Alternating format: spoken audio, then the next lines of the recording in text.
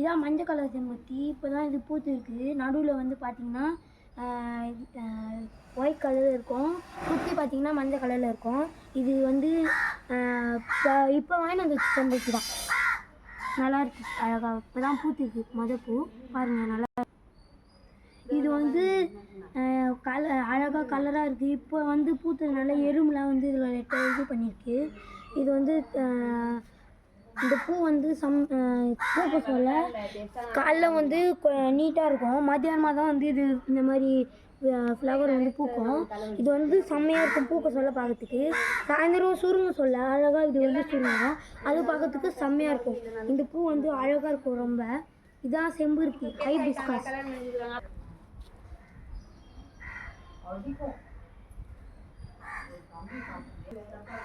இதான் ஸ்டாக் வச்சுருங்க. இது வந்து பிங்க் கலரில் வந்து பூ பூக்கும். அடுத்தது வந்து காய் வந்து பச்சை கலரில் தான் இருக்கும் எப்பவும் போலே. இதை வந்து பழுத்துருச்சுன்னா மஞ்சள் கலரில் ஆகும். அதை நம்ம வெட்டினோன்னா ஸ்டார் ஸ்டாராக வரும். அதனால தான் இந்த பேர் ஸ்டார் ஃப்ரூட். இதோட காயை வந்து நம்ம ஊறுகாவும் போடலாம். இது வந்து பார்க்கறதுக்கு ரொம்ப அழகாக இருக்கும். இது சாப்பிட்றதுக்கும் இனிப்பும் புளிப்பும் கலந்த மாதிரி இருக்கும். இது வந்து இப்போ தான் பூத்து காய்ச்சி முடிச்சிருக்கு. இன்னும் திருப்பி காய்ச்சி வர்றப்போ நான் வீடியோ போடுறேன். இப்போ வந்து இதில் பூ இல்லை.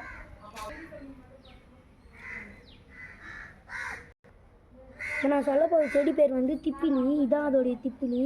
இந்த திப்பிலி வந்து பாருங்கள், இந்த திப்பிலியோட பூ வந்து குட்டியாக தெரியுதா? இந்த பூ தான் இது. இது வந்து அதோடைய பிஞ்சு, இது அதோடைய காய். இது வந்து ரொம்ப பிளாக் கலர் ஆன இது வந்து காஞ்சதுன்னு அர்த்தம். அப்போ தான் வந்து இது வந்து சின்ன பசங்களுக்கெலாம் சின்ன குழந்தைகளுக்கெலாம் சளி பிடிச்சிதுன்னாங்க இதை வந்து எடுத்து கஷாயம் போட்டு குடித்தா சரியாகும். இது வந்து ரொம்ப நல்லதுங்க உடம்புக்கு. நாட்டு மருந்துக்கெல்லாம் கேட்டால் தருவாங்க பித்திலின்னு. இதான் அதோடைய பித்திலி.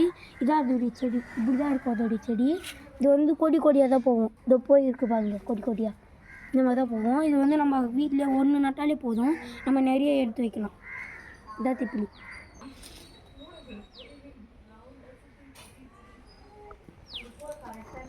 நான் சொல்ல போகிறது வந்து ஊட்டி ஆப்பிள்.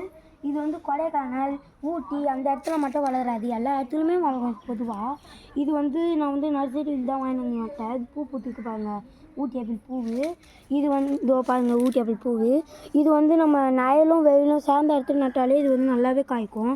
இதோ பாருங்க, அதோடைய பழம் வந்து லைட்டாக பழுத்திருக்கு. இது வந்து பெருசாகவே காய்க்கும்.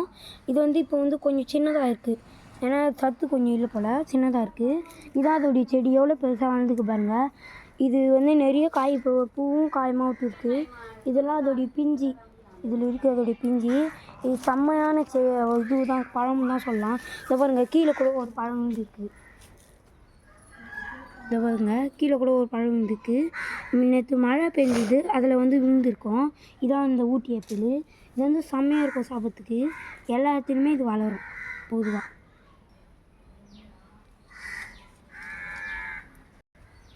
இதான் ராம் சீதா. ராம் சீதாவில் வந்து நிறைய சத்துக்கள் அடங்கியிருக்குங்க.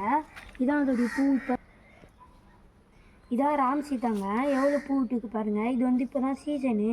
இது வந்து ரொம்ப உடம்புக்கு வந்து